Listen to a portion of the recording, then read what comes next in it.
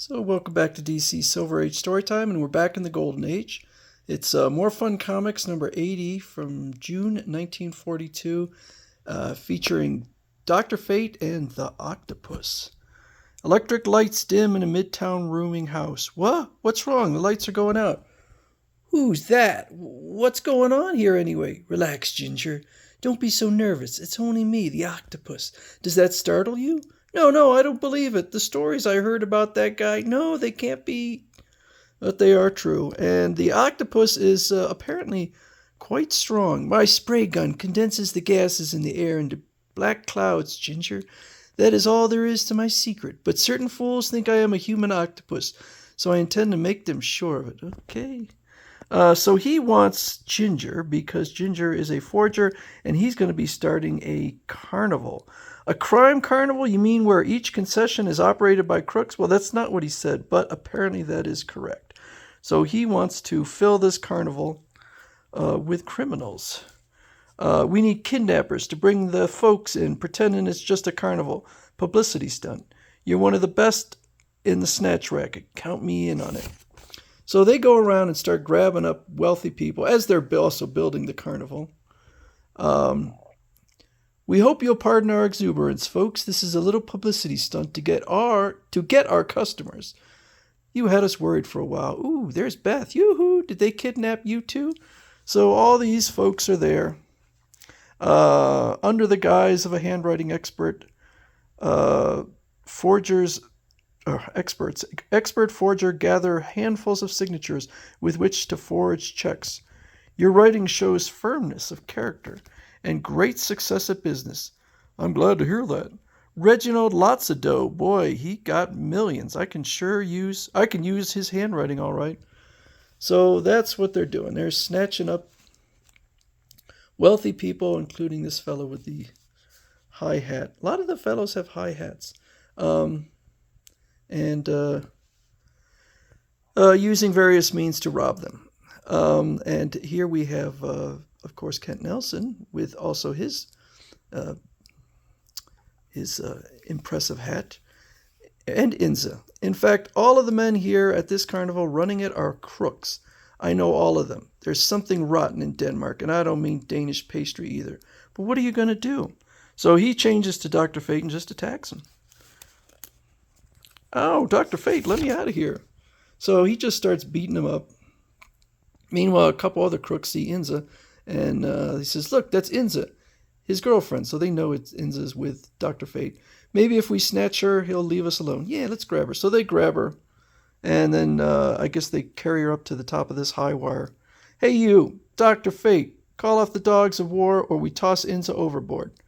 Those yellow punks. If there's any tossing to be done, I'll do it.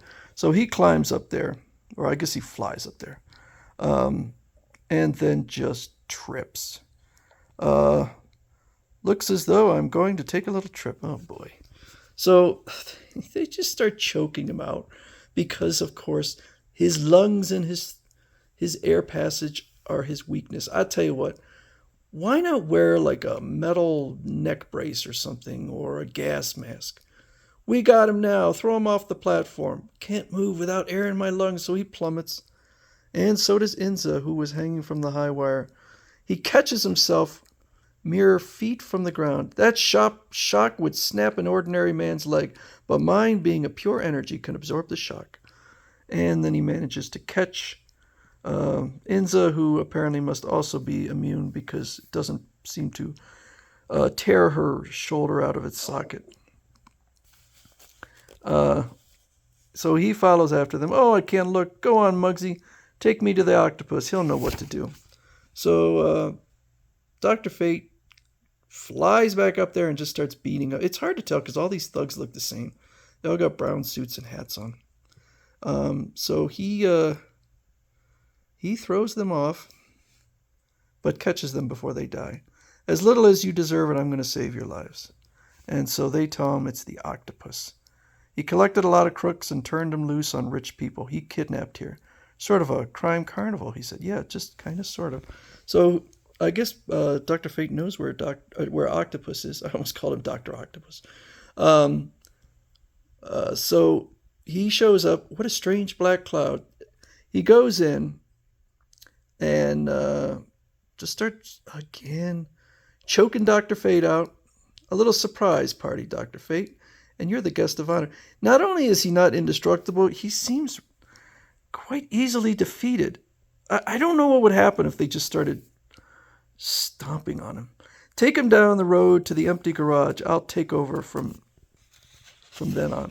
So they go to the garage, turn on the car, close the door, and then leave him to die from carbon monoxide. And then they see, so Inza, how did Inza get there? She's just wandering about. I don't know. So she's just wandering about, and they grab her up. We can't let her get away. She's wise to us. And we'll bring the cops around our necks like hornets. So they're going to kill her. But Dr. Fate shows up. What? You win, Octopus, and this is your prize. A little gumdrop. Chew it good. So they're both surprised. Let me in on it, too. I was sure I'd never see you again. So apparently Dr. Fate, as he's dying from carbon monoxide, there's a screwdriver on the floor and of the garage, and so he apparently was able to, I guess with his mouth, puncture the tire and then breathe in the air, the pure oxygen. Luckily for me, a car's motor has to be going in order to manufacture that gas. The whirling fan will make short work of these ropes, so he cuts his ropes. Let's see the octopus get away now. But if I were the octopus, I just would have choked him again. I mean, it was 3-on-1 fight, and he didn't get away. What annoys me most is that I lost money on this idea. That's fate from you. Well, and you're also going to prison, and that seems worse. Don't forget to meet Dr. Fate next month in another suspenseful, smashing episode in More Fun Comics.